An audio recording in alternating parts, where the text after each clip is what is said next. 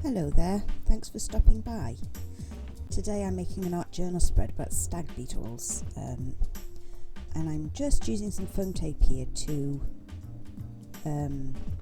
make sure that the pages don't close together completely, because I wanted to add some resin attachments to the page and I wanted to make sure they weren't squashed. So what I'm doing is adding foam tape and then covering it with washi tape. So I've been reading the A Year in British Wildlife book, and I'll put the link down in the description, and found out about stag beetles in June. So this is the time they come out to mate, and they have been underground for like 6 years as a larvae, and they just eat wood, and then they come out, and the males have really huge antlers that give them their name, the stag beetle, but they only mouth parts that look like antlers, I should say, but they only use these for fighting other males, so they don't actually bite you with them, and they just feed off rotten wood. But they're in sharp decline, actually. They're quite rare now, only found in the south of England in this country, due to wood piles being tidied up apparently.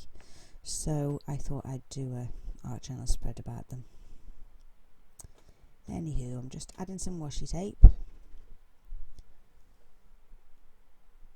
And then what happens is the washi tape doesn't quite cover the foam tape, so I take some of the duster tool that you can use for embossing and just spread it around on the extra bit of sticky that sticks out from under the washi tape. And then I'm just making a background in distress oxides. So I've gessoed my background so that the distress oxides will blend and spread much more easily, and I'm just using a stamper tool and the refill bottles to add colour to the background. So I just wanted a sort of a woody, browny, greeny, blurred background for the sort of woody woodland floor type of idea. And I found that the first layer that I put down of this I didn't really like, so I went back over it again later on in the video just to get it as you like it. And with distress oxides, obviously they're quite opaque, so you can cover over things, but you can also blend them out. So anyway, they're cool. So I'm just adding this down the middle, and then the top and the bottom corners are going to be logs, so I'm just leaving them blank, and I'm going to cover them up later on.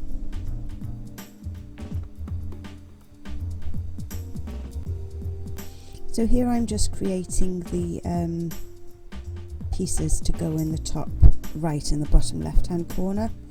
I'm just cutting them out of standard copy paper, and then I'm going to collage on top of this, and then I will be taking it to my sewing machine later on.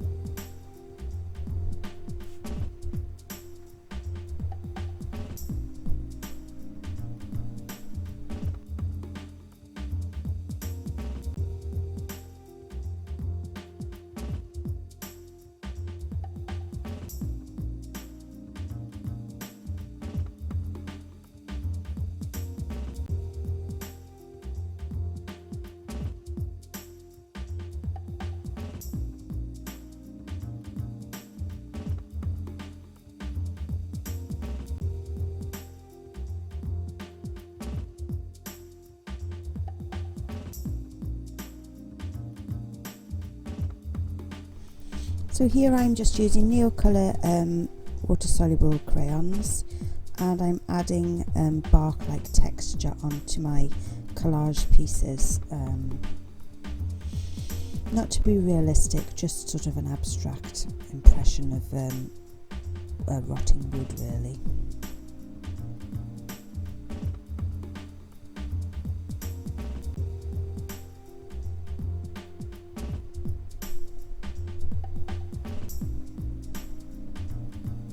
and I'm blending them out with a baby wipe. I really love doing this with a baby wipe.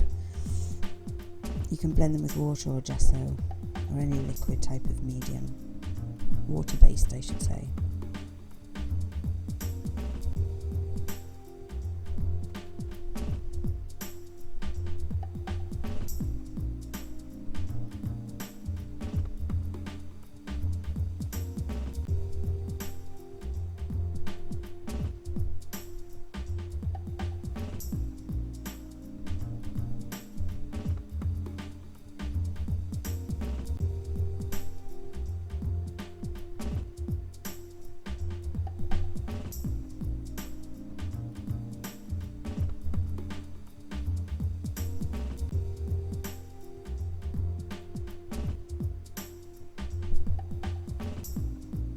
So here I've actually sewed on top of them. I don't know if you can see the embroidery stitches.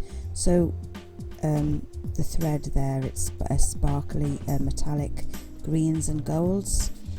Actually my sewing machine broke at the end of this, but that wasn't due to what I was doing. There was a fault with it from before, so I had to stop before I'd actually completed doing the bottom piece. But using the freehand embroidery, you can create some really lovely textures on your pieces. So I'm just adding this in with some gel medium.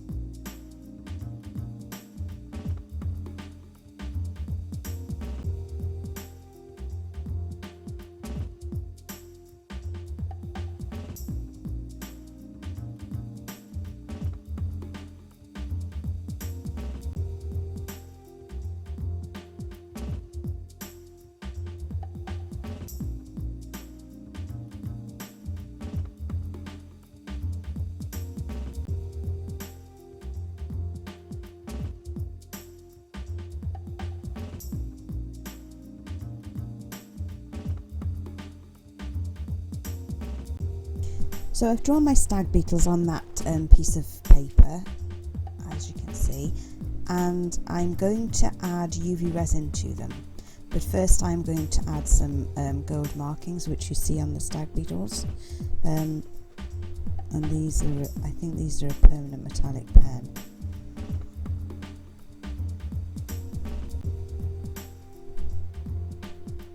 So the idea is that they will be opposing each other across the diagonal to add a bit of drama. And here's my UV resin, and I'm just adding it on top. And I find the UV resin tends to dome somewhat, so you can go quite up to the edges. I've just put them on top of a piece of polystyrene. And then I will use a skewer to just make sure that the resin has gone right to the edge. And I will cure it with a UV lamp. So initially I just cure it for a couple of seconds to make sure it's not going to flow over the edge, and it gets hard quite quickly. But then to finish off curing it so it's no longer sticky, I will leave it under the lamp again for another, say, 10 to 15 minutes. So that's the UV lamp, and it's really quick to get it initially hard.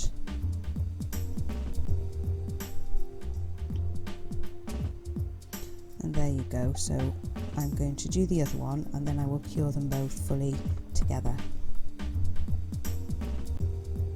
And there it is, cured. And the paper's bent slightly as it's dried, because I guess the UV resin is contracted as it's cured. But that's not a problem because it will flex back out again somewhat. So I'm just adding a matte medium, gel medium, sorry, on the back of it, put it in position and then put a weight on top of it so that it adheres to the paper in every area, and that will flatten it out.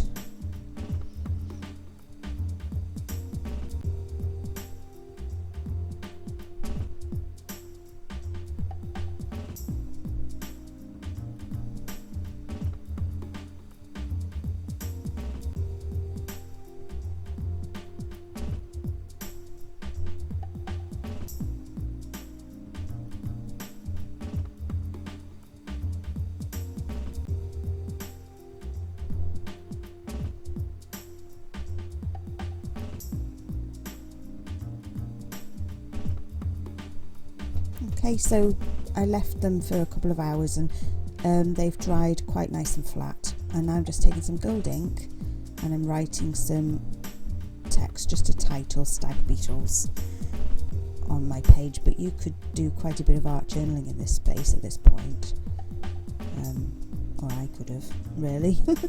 And then I will add some gold splashes and it'll be done. So thanks so much for stopping by and watching the video. I hope you enjoyed and got some ideas for your own art journaling. And remember not to squash stag beetles because they're rare. Bye.